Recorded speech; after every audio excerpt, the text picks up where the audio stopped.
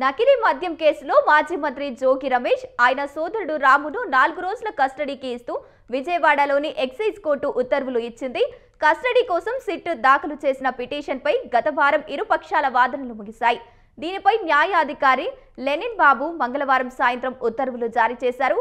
ఇవాల్టి నుంచి 29 వరకు 4 రోజుల పాటు కస్టడీకి అనుమతించారు. ప్రతిరోజు ఉదయం 10 గంటల నుంచి సాయంత్రం వరకు విచారించవచ్చని, అనంతరం విజయవాడలోని జిల్లా కారాగారంలో అప్పగించాలని ఆదేశాలు జారీ చేశారు. ప్రస్తుతం జోగి సోదరులు నెల్లూరు కేంద్ర కారాగారంలో రిమాండ్లో ఉన్నారు. 4 రోజుల విచారణ నిమిత్తం విజయవాడ జైలులో ఉంటారు.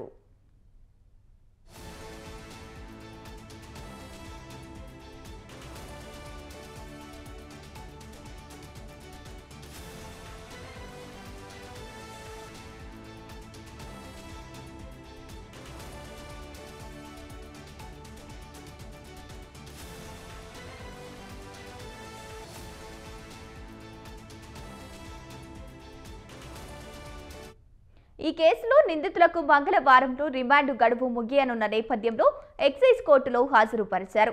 నెల్లూరు కారాగారం నుంచి మాజీ మంత్రి జోగి రమేష్, రాము, జనార్దన్ రావు, మిథున్ దాసు, అంతాదాసు, హజీ శ్రీనివాసరావులను న్యాయస్థానంలో హాజరుపరిచారు.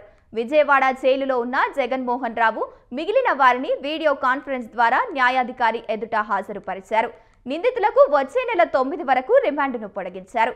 కోర్టుకు జోగి రమేష్, రామును తీసుకొచ్చిన సమయంలో ఇబ్రహీంపట్నం నుంచి వారి అనుచరులు వచ్చారు. వీరిలో పలువురు కోర్టు హాలు వెనుక అత్యుత్సాహంతో వీడియోలు తీశారు. వీరిని నియంత్రించడం పోలీసులకు కష్టంగా మారింది.